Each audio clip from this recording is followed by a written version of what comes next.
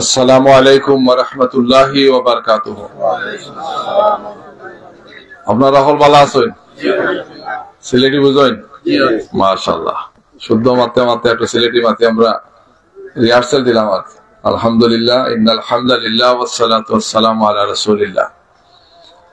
আজকের এই সুন্দর আয়োজনের সম্মানিত সভাপতি, রহমত, মাগফিরাত এবং নাজাতের পবিত্র এই মাস, কোরআনুল কারীমের নাজিলের মাস এবং কোরআনুল কারীমের বিজয়ের মাস, এই মহান পবিত্র আমাদের জন্য খুবই বরকতময় মাসে আজকের আয়োজনের যারা এখানে উপস্থিত হয়েছেন, সুধী মন্ডলী, দায়িত্বশীল বৃন্দ, আমাদের একান্ত প্রিয় ছোট মনি বাচ্চা যারা আছেন সবাই, আলহামদুলিল্লাহ একটা সুন্দর আয়োজন মাঠের মধ্যে করছেন। দীর্ঘ পথ পাড়ি দিয়ে আসতে হইলো, রাস্তা তো অনেক লম্বা, রাস্তায় আবার কাজ হচ্ছে, এই জন্য একদম ওই কনের গাড়ি যাবে চলে চালে চলে আসতে হয়েছি। আর দিন সময় তো খুব কম। আসার সময় বলছিলাম মৌলানা ইসলামউদ্দিন সাহেবকে যে আগামী কয়েক বছর যে রমাদান হবে আরো ছোট হবে, কারণ 5টা ইফতার করা লাগবে। এই পুরো ফেব্রুয়ারি মাস, আগামী বছর, আগামী যে কয়েক বছর ফেব্রুয়ারি এবং জানুয়ারিতে ইফতার হবে 5টার সময়, দেখবেন আরো ছোট হয়ে যাবে। আর কি আমরা আজকে থেকে 30 বছর আগে পাইছি, মনে আছে মুরব্বীদের পেয়েছেন আপনারা, 25, 26, 30 বছর আগে পাইছেন। মুরব্বী যারা তারা আরো একবার পাইছেন। আর মানে আমরা জীবনে 3বার পাবো আর কি, যদি 60-70 বছর বাঁচি। এক শীতটা 3বার পাবো, এর বেশি পাওয়ার 100 বছর বাঁচতে 4বার, 25 বছর 28 বছর পর পর ফিরে আস। তো আলহামদুলিল্লাহ, মৌলানা ইসলামউদ্দিন সাহেব সহ অনেকে আলোচনা রেখেছেন মাহে রমাদান নিয়ে। মাহে রমাদানের সাথে কয়েকটা বিষয় জড়িত। একটা হচ্ছে লাআল্লাকুম তাত্তাকুন, যিনি বলেছেন যে এটার উদ্দেশ্য হচ্ছে মুত্তাকি হওয়া, তাকওয়ার গুণাবলী অর্জন করা। এই যে আমরা সুবহে সাদেক থেকে সূর্যাস্ত পর্যন্ত আল্লাহর হুকুম অনুযায়ী না খেয়ে আছি, হালাল জিনিসকে আমরা আমাদের জন্য আল্লাহ হারাম করেছেন, ঠিক কিনা? খাওয়া তো হালাল, বিয়ের সাথে সংসার করা হালাল, কিন্তু আল্লাহ রাব্বুল আলামিন এই সময়ের জন্য হারাম করছেন। আমাদের সব সুযোগ আছে, লুকিয়ে এটা করা যায়, খাওয়া যায়, ইত্যাদি ইত্যাদি করা যায় না, কিন্তু আমরা এগুলা করি না। এই না করাটা ইবাদত। আল্লাহর যে হুকুম আমি মানলাম, এটা হলো ইবাদত। এই ইবাদতের মাধ্যমে কি হবে? আল্লাহর হুকুম মানার একটা বৈশিষ্ট্য আমার মধ্যে হবে। আল্লাহর হুকুম মানা, আল্লাহর হুকুম মানা, আল্লাহর নিষেধকেও মানা। আল্লাহ যেটা নির্দেশ দিয়েছে সেটা মানা, আল্লাহ যেটা নিষেধ করেছেন সেইটাও মানা। আল্লাহর হুকুম মানলাম, আল্লাহর নিষেধ মানলাম না, মুসলমান হইতে পারবো না। যে নামাজ পড়া আল্লাহর হুকুম, সুদ খাওয়া এটা কি আল্লাহ নিষেধ না? ঘুষ, দুর্নীতি, এগুলা কি? মিথ্যা কথা বলা, গীবত করা, চুগলখড়ি করা, এগুলা কি নিষেধ না? এগুলা মেনে আল্লাহর হুকুম, আল্লাহর হুকুম মানতে হবে, আল্লাহর নিষেধ থেকে বাঁচতে হবে। মাহে রমাদানের এই পুরো 1 মাসের এই চেষ্টাটা হচ্ছে আমাদের জীবনটা যাতে এইভাবে হয়, বাকি 12-11 মাস যাতে এইভাবে হয়, পুরো জীবন যাতে এইভাবে হয়। যেন জীবনে একবার না, প্রতি বছর আল্লাহ একবারই ট্রেনিং দেন যে আমার বান্দা, তুমি যদি আমার প্রিয় হতে চাও, আমার হাতে যদি তুমি জান্নাত চাও, তাইলে তোমাকে প্রতি বছর এইভাবে একবার একটা ট্রেনিং নেওয়া লাগবে।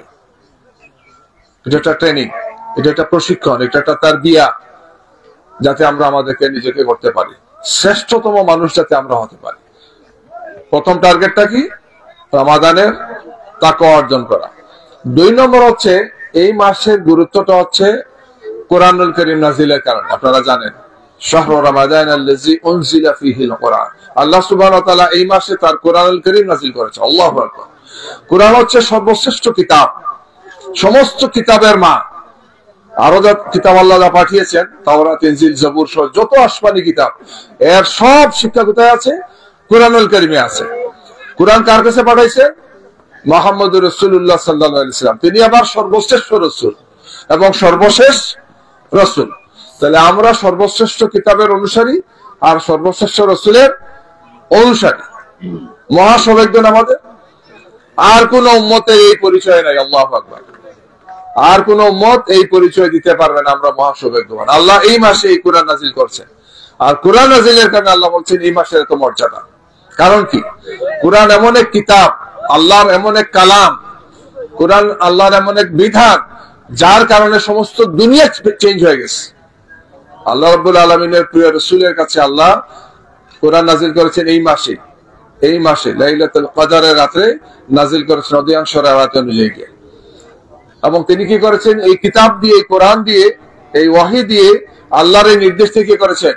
জাজিরাতুল আরবকে তিনি পরিবর্তন করে দিয়েছেন, যেখানে মানুষ খুন, ডাকাতি, রাহাজানি, হিংসা, বিদ্বেষ এগুলো মারাত্মক অবস্থা ছিল। নিজের ঔরসজাত সন্তানকে কবর দিত, মেরে ফেলতো। আল্লাহু আকবার। মেয়ে শিশুকে বড় হলে বিয়ে দিতে হবে, এই জন্য তারা হত্যা করে ফেলত।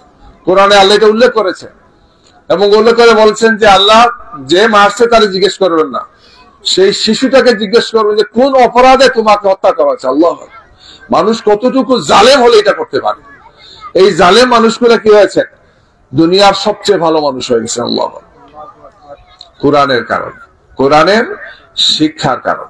কোরআন তো আমাদের ঘরে আছে, আমরা কি কোরআনকে বোঝার চেষ্টা করি? আমরা বোঝার চেষ্টা করি না। আমরা আলহামদুলিল্লাহ হাফিজ সাহেব রাখছি, একজনের জায়গায় দুইজন রাখি। এখন আগে তো সূরা তারাবি হইতো, এখন আলহামদুলিল্লাহ খতম তারাবি হয়। এরপরে আমরা ভুলে যাই। খুব মনোযোগের সাথে শোনার চেষ্টা করি, খুব মনোযোগের সাথে শুনি, আলহামদুলিল্লাহ এটা খুব ভালো। কিন্তু এতটুকুই শেষ না। কোরআন শুধু তেলাওয়াত শুনলেই হবে না, কোরআন শুধু শোনার জন্য না, এটা কি মানার জন্য। কোরআন হচ্ছে মানার জন্য। যদি আমরা মানতাম, তাহলে আল্লাহ রাসূল যেভাবে আরবের সমাজকে পরিবর্তন করেছেন, তারপরে তার সাহাবায়ে কেরামরা যে চারজন মহান খলিফা, আবু বকর সিদ্দিক রাদিয়াল্লাহু তাআলা আনহু, ওমর রাদিয়াল্লাহু তাআলা, উসমান গনি রাদিয়াল্লাহু তাআলা আনহু, আলী রাদিয়াল্লাহু, খোলাফায়ে রাশিদিন যাদেরকে বলা হয়, পরের 90 বছরে, আল্লাহ রাসূলের পরে 90 বছরে সমস্ত এই কোরআনের কারণে পারস্য এবং রোমান দুটো বিশাল সাম্রাজ্য ছিল। পৃথিবীর ইতিহাসের সবচেয়ে বড় দুটো সাম্রাজ্য ছিল। প্রায় 1000 বছর পৃথিবী তারা শাসন করেছে। আল্লাহ, কোরআন আর ইসলামের শিক্ষা এই দুটো সাম্রাজ্যের সমস্ত অনুসারীদেরকে কোরআনের অনুসারী করেছে। আল্লাহ, কোরআন বিজয়ী হয়েছে। কোরআন এশিয়া, ইউরোপ, আফ্রিকা সহ সমস্ত পৃথিবীতে ছড়িয়ে পড়েছে। সেই কোরআন এই মাসে নাজিল হয়েছে। এই কোরআনকে আল্লাহ বলছেন তুমি এই মাসে নাজিল হয়েছে এই কারণেই মানুষের কল্যাণের জন্য। মানুষ ভালো কি মন্দ কি, সঠিক কি বেঠিক কি, কল্যাণ কি অকল্যাণ কি, কোরআন সেটা বলা আছে। দুইটাই বলা আছে। পরীক্ষা, সিলেবাস, উত্তর দেওয়া আছে, ঠিক কিনা? পরীক্ষার হলে আপনার কি হবে সব কথা আল্লাহ আগে বলে দিচ্ছেন। এখন মানা না মানা কার দায়িত্ব? আমার আর আপনার দায়িত্ব। আমরা যদি মানি তাহলে আমরা সফল, আমরা যদি না মানি আমরা ব্যর্থ। এই মানা শুধু ব্যক্তিগতভাবে মানা না, ব্যক্তিগতভাবে শুধু আমল করা না, আমার পরিবার ওই ধরনের হবে, আমার আত্মীয় স্বজনরা এই ধরনের হবে, আমার আত্রাফ ওই ধরনের হবে, আমার সমাজটা ওই ধরনের হবে। আল্লাহ রাসূল তা পুরো সমাজে এই দিন কায়েম করেছে, ঠিক কিনা? পুরো সমাজে এই দিন কায়েম করে, শুধু তার পরিবারে করে নেই। পরিবারে তো প্রথম দিন ঈমান এনেছেন। খাদিজাতুল কুবরা রাদিয়াল্লাহু তাআলা প্রথম দিন ঈমান, শুনছে সাথে সাথে ঈমান। আলী প্রথম দিন ঈমান, ঠিক না? যায়েদ ইবনে হারিসা প্রথম দিন ঈমান। আবু বকর শুনছে সাথে সাথে ঈমান। আলহামদুলিল্লাহ। তাহলে মারামারির তো দরকার ছিল না। এই যে 13 বছর মক্কায় আল্লাহ রাসূল চরম নির্যাতন ভোগ করলেন, তার সঙ্গী সাথীরা করলেন, টিকতে পারলেন না। তাদেরকে দেশ থেকে বের করে দেওয়া হলো, বিটা মাটি সবকিছু। আল্লাহু আকবার। আবিসিনিয়া গেলেন, সেখানেও টিকতে পারলেন না, আবার আসলেন, আবার গেলেন, এগুলো করলেন। একটা পর্যায়ে মক্কা থেকে ইয়াসরিবে গেলেন, যেটার নাম পরবর্তীতে মদিনা মুনাওয়ারা হয়েছে। গিয়ে থেমে থাকেন নাই, রাস্তা একটা বন্ধ আর অসংখ্য রাস্তা তুমি ওপেন করো। এটা হচ্ছে ইসলামের দাবি, এটা হচ্ছে কোরআনের দাবি। এই কোরআন এই মাসে নাজিল হয়েছে। আমরা যদি কোরআনটা তেলাওয়াত, অর্থ, ব্যাখ্যা, তার তাফসীর, তার শিক্ষা জানি এবং আমাদের জীবনে যেটা আমরা কার্যকর করি, পারবো না ইনশাআল্লাহ? শেষ কথা হচ্ছে এই মাসেই হচ্ছে গুরুত্বপূর্ণ একটা ইবাদতের মাস। যাকাত দেই আমরা। যাকাত পুরো বছরের হিসাব করে আমাদের সাহেবে নিসাব যারা, নির্দিষ্ট পরিমাণ মালের অধিকারী যারা, আপনার আয় ব্যয় সব শেষ, ঋণ শেষ, আপনার কোনো সমস্যা নাই, এরপরে আপনার হাতে এই পরিমাণ সম্পদ থাকলে আপনি যাকাত দেবেন। শ্রেষ্ঠতম আরেকটা ইবাদত হচ্ছে যাকাত।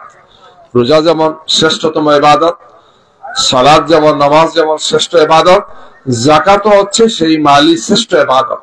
কোরআনুল কারীমের প্রায় জায়গাতেই সালাত আর যাকাত, সালাত আর যাকাত বলা আছে। আল্লাহু আকবার। কারণ মানুষের সমাজকে অস্থিরতা থেকে মুক্ত করার জন্য, দারিদ্র মুক্ত হওয়ার জন্য, মানুষের মন মগজ চিন্তা চেতনাকে স্থিতিশীল করার জন্য, আর্থিক স্বচ্ছতা এবং তার সৌন্দর্যের কোনো বিকল্প নেই। এই জন্য আল্লাহ রাসূল যাকাতটা নিজে সরকারিভাবে কালেকশন করেছে। আবু বকর সিদ্দিক রাদিয়াল্লাহু তাআলা যখন খেলাফতের দায়িত্ব আসলো, তখন মুসলমানদের একটা অংশ বললেন নামাজ পড়তে রাজি, রোজা রাখতেও রাজি, কোনো অসুবিধা নাই, আমি হজও করবো, ঠিকই আছে, বাকি হালাল হারাম সব মানতে রাজি আছে, শুধু যাকাত দেব না। মুসলমান জাকাত দেবে, মহা সংকট না? লা ইলাহা ইল্লাল্লাহ মুহাম্মাদুর রাসূলুল্লাহ বলছে, কিন্তু সে জাকাত দেবে না। সাহাবায়ে কেরামরা বিপদে পড়ে গেছেন, এর বিরুদ্ধে যুদ্ধ করলে এটা কি সঠিক হবে? কারণ ইমানদার তো, সব ইমান আছে তার, সত্য করে ইমান স্বীকার করছে। এই অবস্থায় সাহাবায়ে কেরামরা একমত হলেন যে না, দিনের একটা বিধানকে অস্বীকার করা মানে পুরো দিনকে অস্বীকার করা। আল্লাহু আকবার। সমস্ত সাহাবায়ে কেরামরা যুদ্ধ করলেন। সেই যুদ্ধের নাম হচ্ছে ইয়ামামার যুদ্ধ, বিখ্যাত যুদ্ধ, যেখানে 1400 হাফিজ সাহাবী শহীদ হয়েছেন। আল্লাহু আকবার। আল্লাহ রাসূলের একদম প্রিয় সাহাবী, যাদের সম্পর্কে কোরআনে নাযিল হয়েছে রাদিয়াল্লাহু আনহুম ওয়া রাদু আনহু। আল্লাহ তাদের উপর সন্তুষ্ট আর তারাও আল্লাহর উপর সন্তুষ্ট। এই যাকাতের বিধান যদি আমার সমাজে কায়েম হয়, তাহলে কি হবে জানেন? দারিদ্র্য দূর হবে ইনশাআল্লাহ, হাত পাতা লোক থাকবে না। এই যে রাস্তাঘাটে আপনারা যা দেখবেন কত লোক অসহায়, এই লোকগুলোর জন্য সামান্য একটু লাগে। আমি ঢাকাই বাজার এলাকা থেকে বাজার করি, প্রায় গেলাম ওই যে অসুস্থ মহিলা, পুরুষ, বয়স্ক, তারপরে অকর্মণ্য, অথর্ব, একদম ডিসেবল মানুষগুলা বসে আছে, সামান্য একটু কিছু, সামান্য একটু কিছু।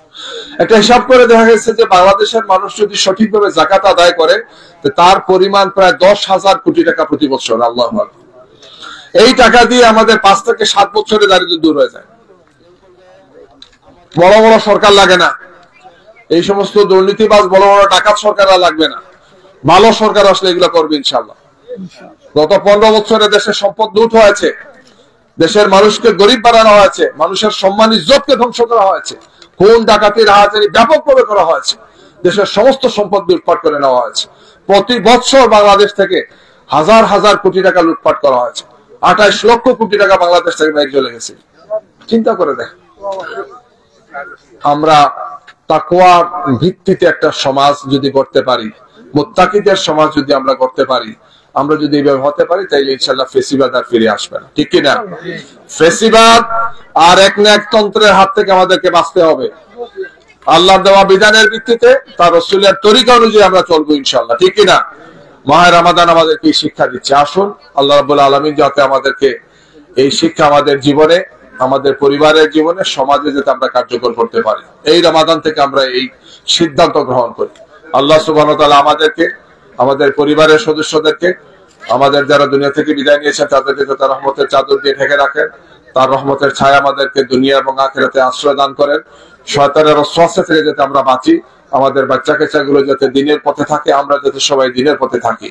আল্লাহ সুবহানাহু ওয়া তাআলার কাছে সেই প্রত্যাশা ব্যক্ত করে, সেই দোয়া করে আপনাদের সবার জন্য, এবং আমরা সবাই যাতে আল্লাহর পথে, তার দ্বীনের পথে, কোরআনের পথে সমস্ত জীবন আমরা কুরবান করতে পারি, সেই তৌফিক কামনা করে আমার বক্তব্য এখানে শেষ করছি। আমা তৌফিক ইল্লা বিল্লাহ।